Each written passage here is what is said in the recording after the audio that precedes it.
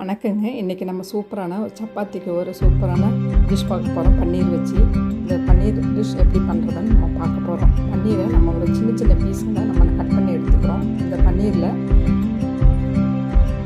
அதுக்கு தேவையான அளவு பொருட்கள்லாம் எடுத்து வச்சுக்கலாம். இப்போ மிளகாத்தூள் கொஞ்சம், உப்பு கொஞ்சம் மட்டும் போட்டு நல்லா மிக்ஸ் பண்ணி வச்சிடலாம். மிக்ஸ் பண்ணி வச்சதுக்கப்புறம் நம்ம ஒரு கடாயில் கொஞ்சம் ஆயில், கொஞ்சம் பட்டர் போட்டுக்கலாம். போட்டுட்டு பட்டர் லைட்டாக உருகுனா போதும். நம்ம பொடியை கட் பண்ணி வச்சுருக்க பெரிய வெங்காயம் நல்லா போட்டு நல்ல கோல்டன் கலர் வர அளவுக்கு நல்லா வதக்கிடலாம். கோல்டன் கலர் வந்தோடனே அது கூட நம்ம ஒரு 2 பச்சை மிளகாய் பொடியை கட் பண்ணி போட்டுக்கலாம். அதுக்கு முன்னாடி கொஞ்சம் ஜீரகம் ஒரு 1/4 டீஸ்பூன் போட்டுக்கலாம். அதுவும் ஆயிலில் நல்லா போட்டு ஃப்ரை ஆனோடனே லைட்டாக உப்பு போட்டுட்டு நல்லா கோல்டன் கலர் வர வரைக்கும் வதக்கி கொடுத்துடலாம். அதுக்கப்புறம் அதில் நல்லா லோ ஃப்ளேமில் வச்சுட்டு மிளகாத்தூள் கொஞ்சம், மல்லித்தூள், மஞ்சத்தூள் கொஞ்சம், கரம் மசாலா கொஞ்சம் போட்டு நல்லா அந்த ஆயிலில் அந்த மிளகாத்தூள் பச்சை வாசனை பொருளை வதக்கிட்டு லைட்டாக ஒரு 2-3 டேபிள் ஸ்பூன் தண்ணி விட்டுட்டு அதுவும் நல்லா மிக்ஸ் பண்ணும்போது அந்த பச்சை ஸ்மெல் போயிடும். அதுக்கு முன்னாடி இஞ்சி பூண்டு பேஸ்ட்டு போடலாம்.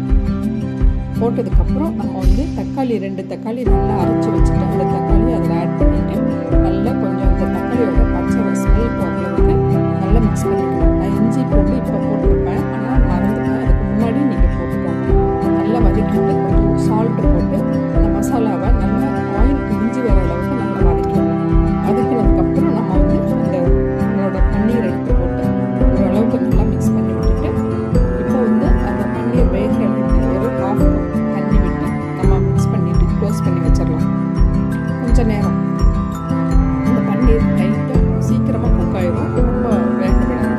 இப்போ நல்லா சாஃப்டாக பண்ணி ஒரு 2 மினிட்ஸ், அவ்வளோதான், 3 மினிட்ஸ். இப்போ எடுத்து ஓப்பன் பண்ணிவிட்டு நம்ம தேங்காய் பால், திக்கான தேங்காய் பால் மட்டும் ஒரு 1/2 சின்ன கப்பில் ஒரு கப் எடுத்து வச்சுருக்கோம். தேங்காய் பால் விட்டுட்டு நல்லா மிக்ஸ் பண்ணி விட்டுட்டு இப்போ காரம் உப்பெல்லாம் பார்த்துக்கலாம்.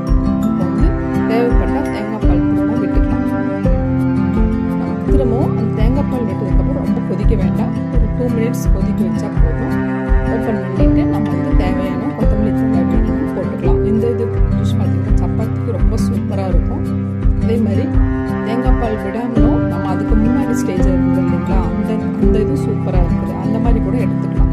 எப்படி வேணுமோ அந்த மாதிரி எடுத்துக்கலாம். இந்த டிஷ் கண்டிப்பாக சப்பாத்தி செய்யும்போது நீங்கள் செஞ்சு பாருங்கள். அதில் நான் சப்பாத்தி செஞ்சுருக்கேன். நல்லா லேயராக செஞ்சுருக்கேன். ரொம்ப சாஃப்டாக இருக்கும். நம்ம சேனல் சப்ஸ்கிரைப் பண்ணாதவங்க மறக்காமல் சப்ஸ்கிரைப் பண்ணுங்கள். நம்ம வீடியோலாம் நிறைய வீடியோ இருக்குது. அதில் உங்களுக்கு ரெசிபி யூஸ்ஃபுல்லாக இருக்கும். இந்த வீடியோ பிடிச்சிருந்தா லைக் பண்ணி